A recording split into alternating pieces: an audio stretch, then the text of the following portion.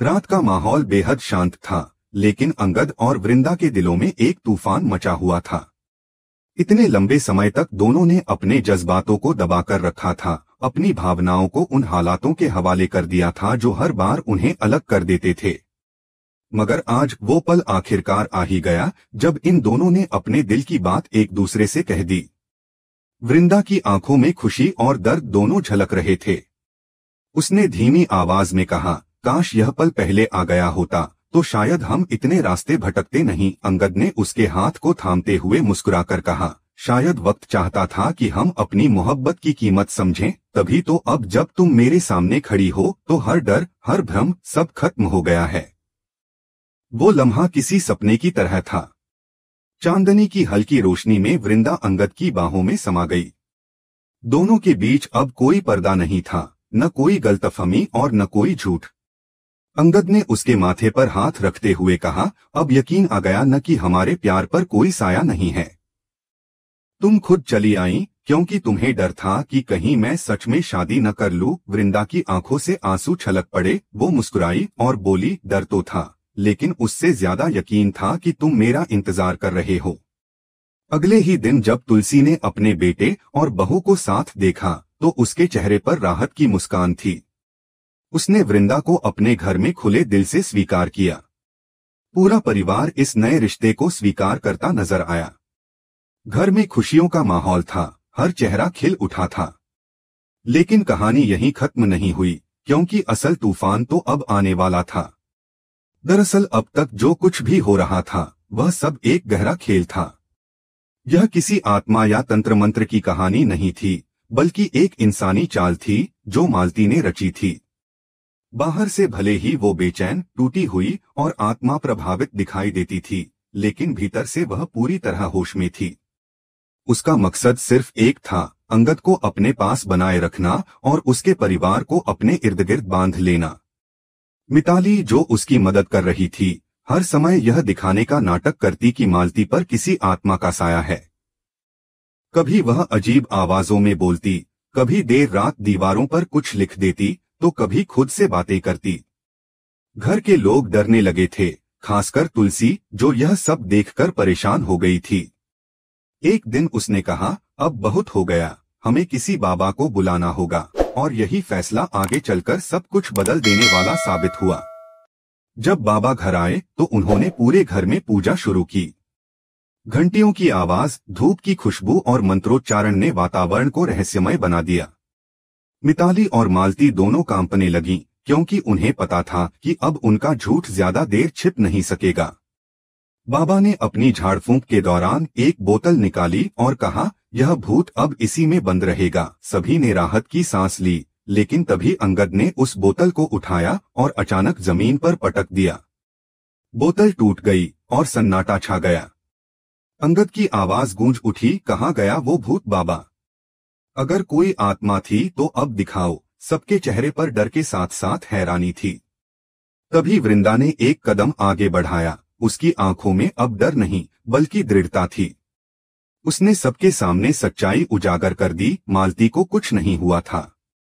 यह सब एक नाटक था जिसे उसने खुद रचा था ताकि अंगद उसके करीब रहे और यह परिवार उसके कब्जे में रहे। पूरा परिवार चौंक गया। मिताली का चेहरा पीला पड़ गया, उसकी आंखों से झूठ का पर्दा उतर चुका था। तुलसी ने उसे डांटते हुए कहा, शर्म नहीं आई तुम्हें? हमारे घर की खुशियों से खेल गई तुम। कुछ बोलना चाहती थी, लेकिन अंगद ने उसे रोक दिया। उसने कहा, बस मिताली, अब बहुत हो गया। तुम्हारे झूठ ने मेरा भरोसा तोड़ा है। मैं अब तुमसे शादी नहीं करूंगा। मिताली की आंखों से आंसू बहने लगे। वो हाथ जोड़कर बोली, अंगद, मैंने यह सब सिर्फ तुम्हें पाने के लिए किया। मैं तुमसे सच्चा प्यार करती हूँ। लेकिन अंगद ने सख्त लहजे में कहा, प्यार वह होता है जिसमें भरोसा हो, झूठ नहीं। तुमने मुझे कभी समझा ही नहीं। उसके शब्दों में गुस्सा नहीं बल्कि निराशा थी। वहीं वृंदा के दिल में मिश्रित भावनाएं थीं। उसे मिताली की हालत पर दया भी आ रही थी, पर सच जानने के बाद वह यह भी समझ चुकी थी कि झूठ पर बना कोई रिश्ता टिक नहीं सकता। तुलसी ने वृंदा की ओर देखा और कहा, अब इस घर में सिर्फ सच्चाई और प्यार रहेगा, धोखा नहीं। अंगद आगे बढ़ा और वृंदा का हाथ थाम लिया। उसने कहा, अब मैं किसी झूठ के साए में नहीं जीना चाहता। वृंदा, मैं तुमसे प्यार करता हूँ और तुम्हारे बिना नहीं रह सकता। यह सुनकर सबकी आंखें नम हो गईं। तुलसी ने दोनों को आशीर्वाद दिया और घर में फिर से रौनक लौट आई। वो पल भावनाओं से भरा था, जहां एक झूठ का अंत हुआ और एक सच्चे रिश्ते की शुरुआत। अंगद ने वृंदा को गले लगाया और दोनों ने एक दूसरे से हमेशा साथ रहने का वादा किया। कमरे में पड़ी टूटी हुई बोतल शायद उस धोखे का प्रतीक थी, जो अब बीते वक्त का हिस्सा बन चुका था। अब वहां बस एक नई सुबह थी, भरोसे, सच्चाई और सच्चे प्यार की सुबह। इस तरह कहानी ने वो मोड़ लिया जिसकी किसी ने उम्मीद नहीं की थी। जो दिख रहा था वो सच नहीं था और जो छिपा था वही असलियत थी। पर यही तो जिंदगी है, जहां हर नाटक के पीछे एक सच्चाई छिपी होती है और हर अंत किसी नई शुरुआत का इशारा बन जाता है। तुलसी के घर में उस दिन का माहौल कुछ अलग ही था।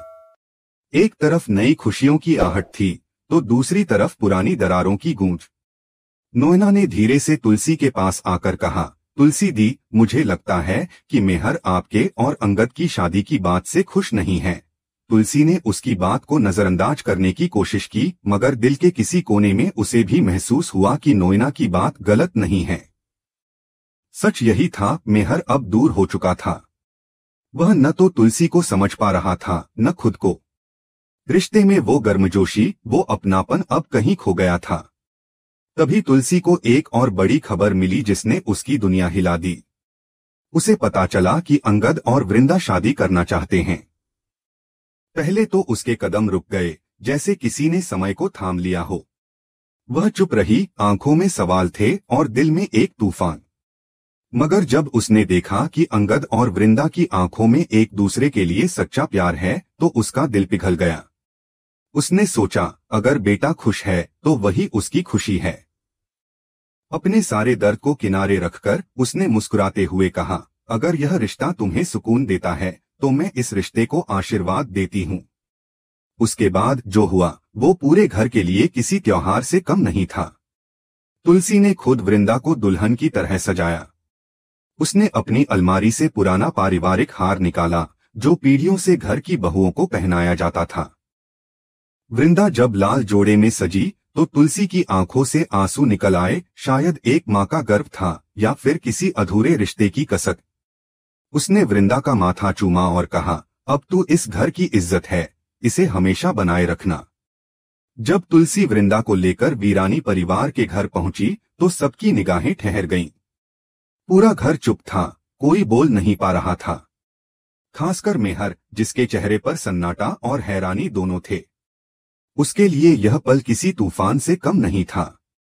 वह जानता था कि तुलसी के दिल में अब किसी और के लिए जगह नहीं थी, मगर उसे यह भी एहसास हुआ कि उसने इस रिश्ते को खुद ही तोड़ दिया था। इधर घर के दूसरे हिस्से में किरण और हेमंत के बीच झगड़े बढ़ते जा रहे थे। किरण ने साफ साफ कह दिया, मेहर को तुलसी को छोड़ देना चाहिए।